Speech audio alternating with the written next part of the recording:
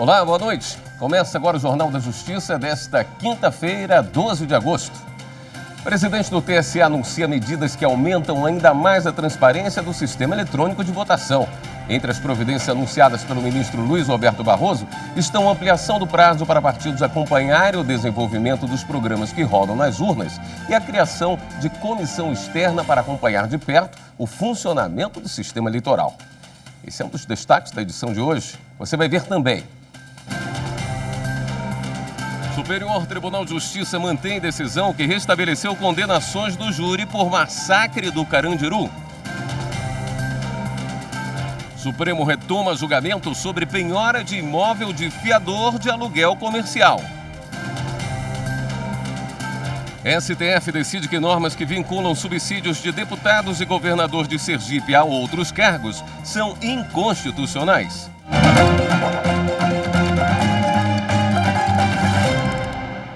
Na sessão do Tribunal Superior Eleitoral de hoje, o presidente do TSE, ministro Luiz Roberto Barroso, anunciou medidas para aumentar ainda mais a transparência do sistema eletrônico de votação.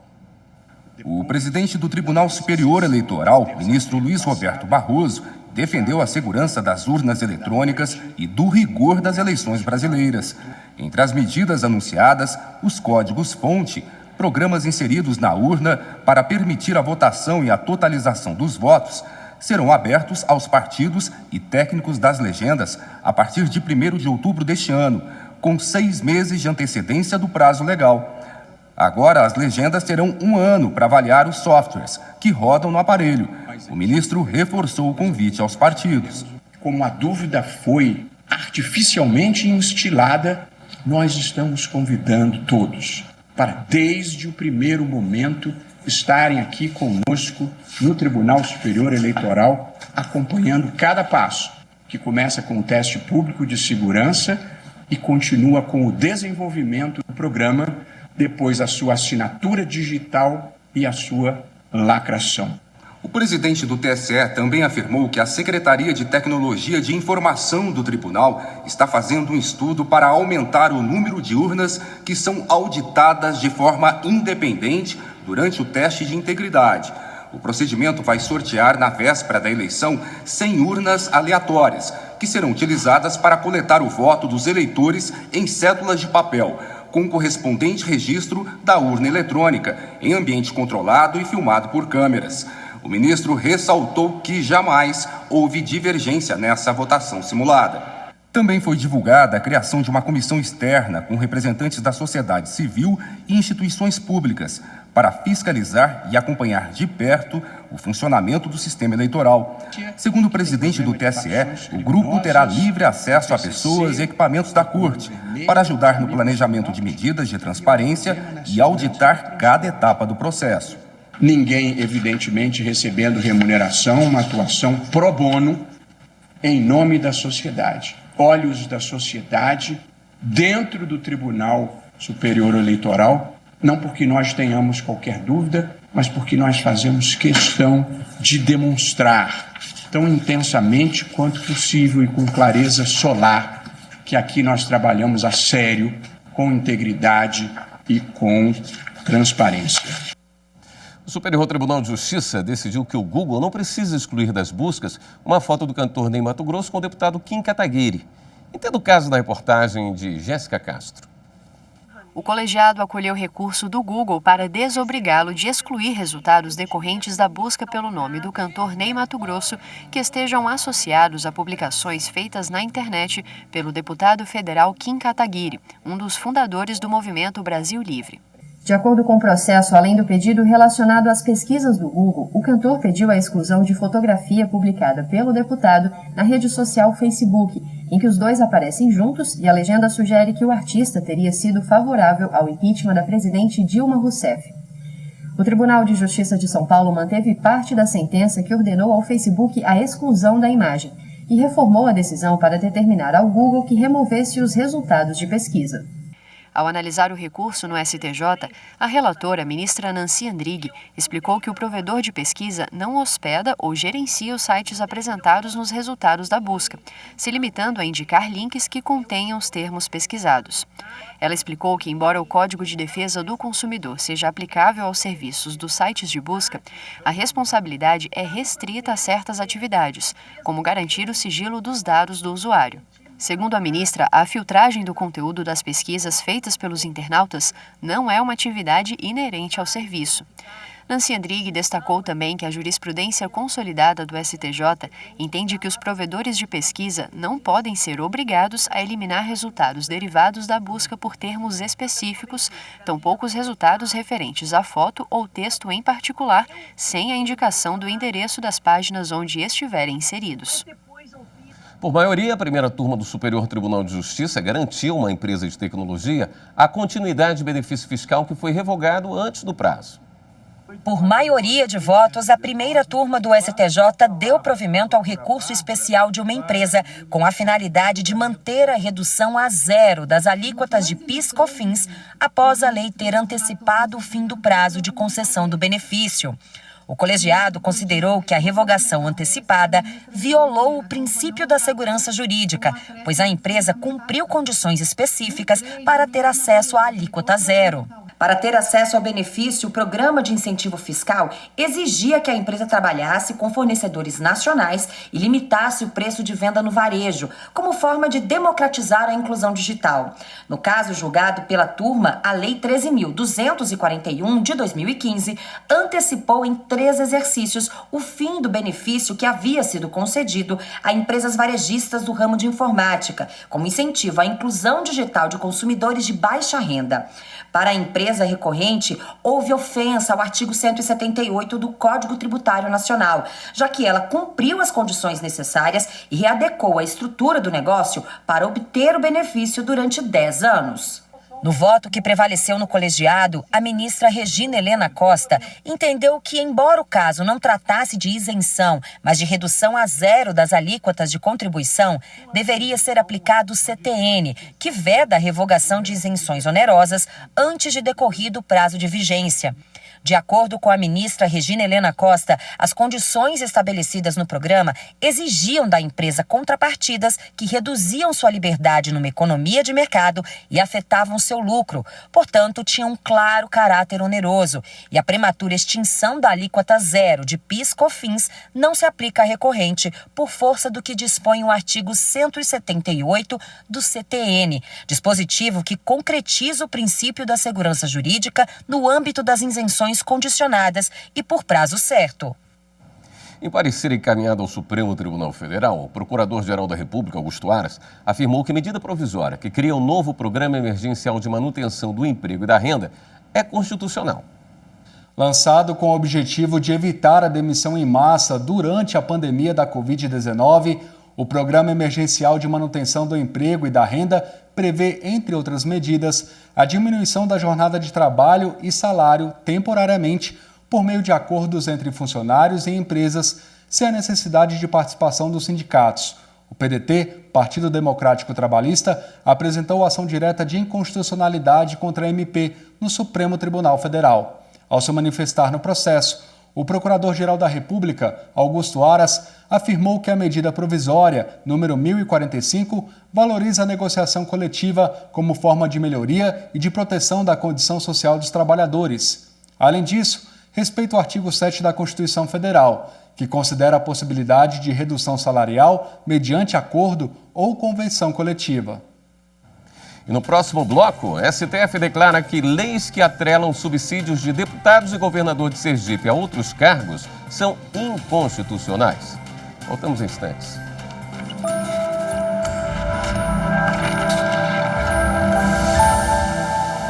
A Constituição Federal de 88, ela tem foco na democracia e nos pressupostos de liberdade e igualdade social que também fundamentam o Estado Democrático de Direito e faz parte também dos anseios do povo brasileiro.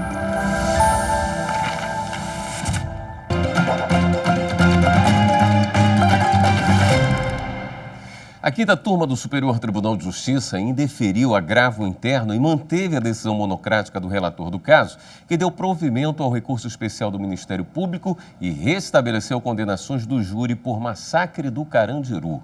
A ação policial realizada para conter uma rebelião no antigo complexo penitenciário do Carandiru, em São Paulo, resultou na morte de 111 detentos no dia 2 de outubro de 1992. Repórter Samanta Peçanha tem mais detalhes. Os policiais militares foram condenados no júri popular pela prática de homicídios qualificados, com penas que superam 600 anos de reclusão. Após recurso, o Tribunal de Justiça de São Paulo determinou novos julgamentos pelo júri, por entender que os vereditos foram contrários às provas. No agravo interno à quinta turma, a defesa dos policiais afirmou que o julgamento monocrático do ministro Joel Ilan Paciornik, ao modificar a conclusão do Tribunal Paulista, teria promovido o reexame de provas do processo, o que não é admitido pela súmula 7 do STJ. No julgamento do agravo, o ministro Joel Ilan Paciornik destacou que a decisão monocrática foi proferida com base na jurisprudência da Corte. Com a decisão, fica mantida a condenação do júri e afastada a hipótese de anulação por contrariedade às provas. Cabe agora ao TJSP analisar outros argumentos dos recursos de apelação dos policiais. O Supremo Tribunal Federal declarou a inconstitucionalidade de normas do Estado de Sergipe que vinculavam os subsídios dos deputados estaduais, do governador e do vice-governador a outros cargos.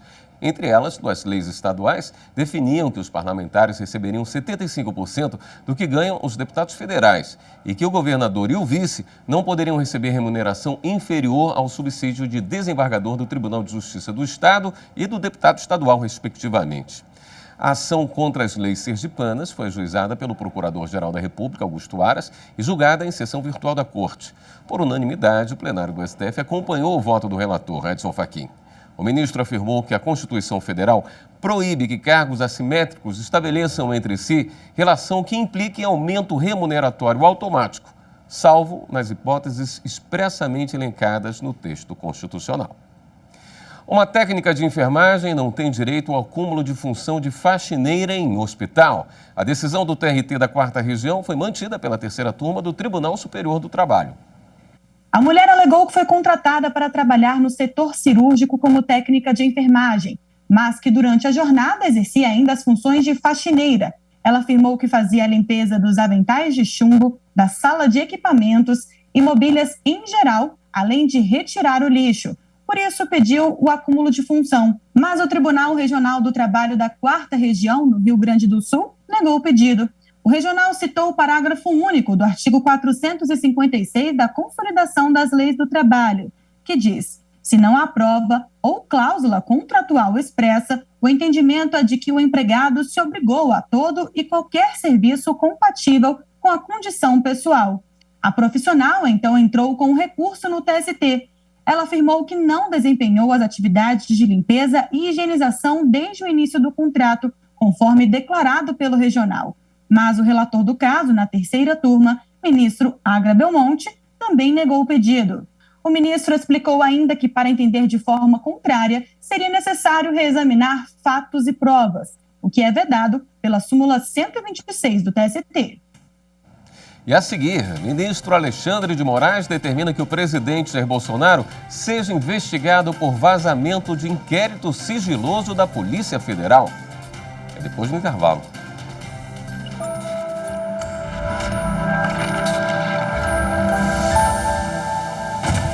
O centro da Constituição Federal é o direito à vida como inviolável e tudo aquilo que torna digna a existência.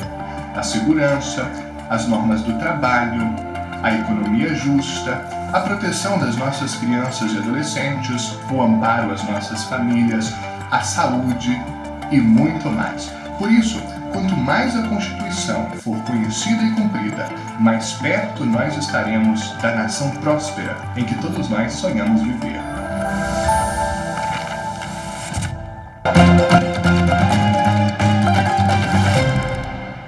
E há pouco o ministro Alexandre de Moraes determinou a investigação do presidente Jair Bolsonaro por divulgação de inquérito sigiloso da Polícia Federal.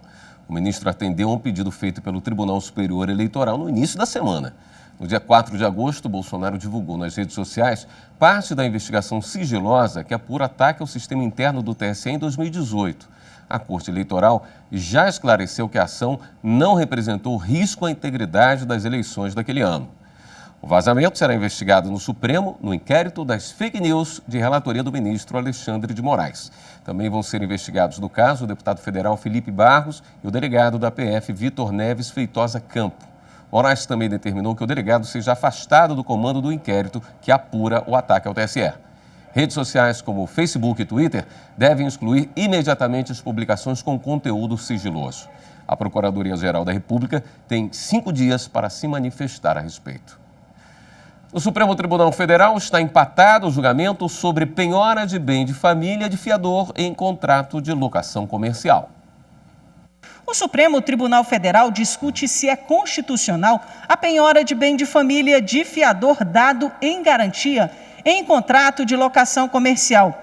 Em recurso extraordinário, é questionada uma decisão do Tribunal de Justiça de São Paulo, que manteve a penhora de um imóvel, único bem de família do fiador, para a quitação do aluguel de imóvel comercial.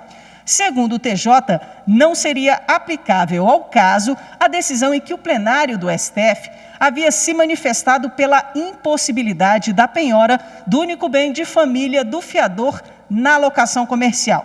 Os ministros reconheceram a repercussão geral do tema, que passará a valer para outros casos que aguardam julgamento. Só para se ter uma ideia do potencial impacto em outros casos, diante da multiplicidade de recursos sobre essa questão no STF, desde maio de 2020, foram sobrestados 236 recursos extraordinários com tema semelhante, sendo 171 decorrentes do Tribunal de Justiça de São Paulo.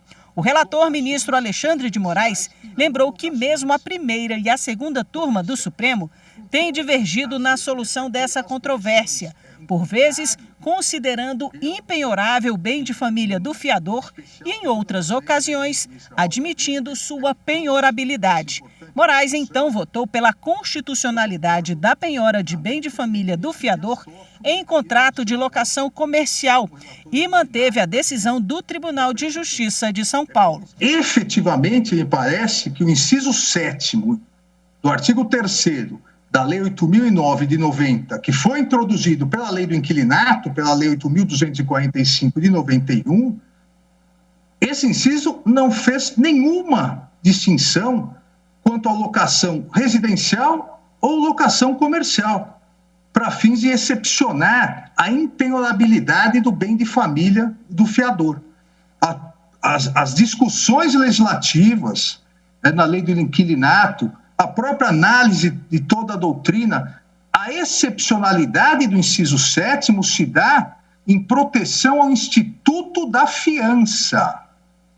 Não faz distinção entre a fiança prestada para fins de locação comercial ou a fiança prestada para fins de locação residencial. A divergência foi aberta pelo ministro Edson Fachin. A possibilidade de penhora do único imóvel residencial familiar, portanto, não há dúvida que é bem de família, do fiador de contrato de locação comercial, esvaziaria o conteúdo do direito à moradia e atingiria o seu núcleo essencial, tendo em conta a prevalência do direito à moradia frente aos princípios da autonomia contratual e da livre iniciativa, que podem ser resguardados por outros mecanismos razoáveis e menos gravosos. O julgamento foi suspenso depois do voto do ministro Ricardo Lewandowski. O placar, até o momento, está empatado. Faltam votar os ministros Gilmar Mendes e Luiz Fux. E o Superior Tribunal de Justiça autorizou a entrada do público externo na sede do tribunal a partir de 1º de setembro. A partir do dia 1º de setembro, fica autorizado o ingresso do público externo nos espaços de uso coletivo do órgão, como auditórios, biblioteca e museu, mas até o limite de 50% da capacidade de cada local. Também fica liberado o ingresso de advogados, partes e membros do Ministério Público ao tribunal durante o horário de expediente, inclusive para protocolo de petições e práticas de atos processuais, observados os cuidados de saúde e segurança necessários. Caberá aos ministros disciplinar o acesso do público aos gabinetes. A resolução prorrogou a realização por videoconferência das sessões de julgamento ordinárias da Corte Especial, das sessões e das turmas até o dia 31 de outubro deste ano. Com a medida, as sessões continuam sendo transmitidas ao vivo pelo canal do STJ no YouTube.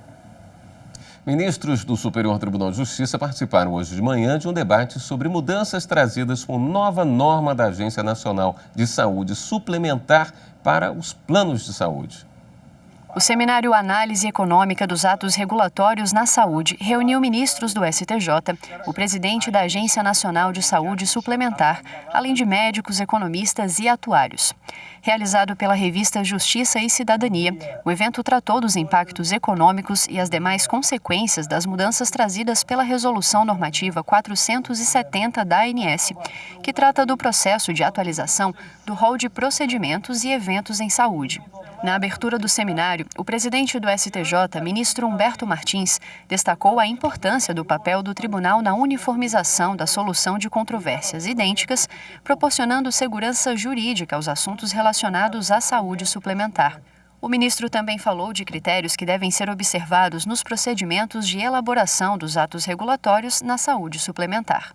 A análise econômica, que é uma análise também social, já que a noção da eficiência econômica pressupõe uma análise da sociedade e da justiça, da qualidade regulatória na saúde complementar, posso dizer que se mete por aspectos referentes ao processo de tomada de decisão, transparência, responsabilização e não discriminação, também pela efetividade da norma, e não mais por sua mera eficiência. Entre os principais pontos debatidos esteve a listagem de exames, terapias e medicamentos que as operadoras privadas são obrigadas a oferecer, conforme as categorias dos planos contratados pelos clientes. O ministro Paulo de Tarso Sanseverino fez um panorama histórico sobre o crescimento da saúde suplementar no Brasil e sobre o regime jurídico e os precedentes do STJ sobre o tema. Destaque também para o novo cenário trazido com o enfrentamento à pandemia de Covid-19 e as consequentes crises sanitária e econômica. O ministro Marco Aurélio Belize realizou uma palestra no painel que tratou do caráter taxativo ou meramente exemplificativo do rol da ANS, e ainda sobre a mudança trazida pela Resolução Normativa 470, que define que a atualização do rol passará a ser semestral a partir de 1º de outubro deste ano. Já o ministro Vilas Boas Cueva colaborou no debate que tratou da análise econômica dos atos regulatórios. Coordenador científico do evento, o ministro Luiz Felipe Salomão destacou a importância da qualidade destes debates para que a prestação do serviço público na área da justiça e da saúde seja cada vez mais célere e adequada à população. É para aprimorar nossa percepção, é para que nós possamos melhor decidir os temas envolvendo, conhecendo os melhores ângulos daqueles que participam do processo. Estão abertas as inscrições para o seminário do Pacto Nacional da Primeira Infância, Região Sul, coordenado pelo Conselho Nacional de Justiça. O seminário online vai ser realizado nos dias 19 e 20 de agosto e tem como objetivo sensibilizar profissionais do sistema de justiça e do sistema de garantia de direitos da criança e do adolescente de todo o país sobre a importância da atuação integrada em prol da implementação do Marco Legal da Primeira Infância. As inscrições podem ser feitas até o dia 15 de agosto pelo site cnj.jus.br na aba Eventos. O Jornal da Justiça fica por aqui. Uma boa noite para você. Até amanhã.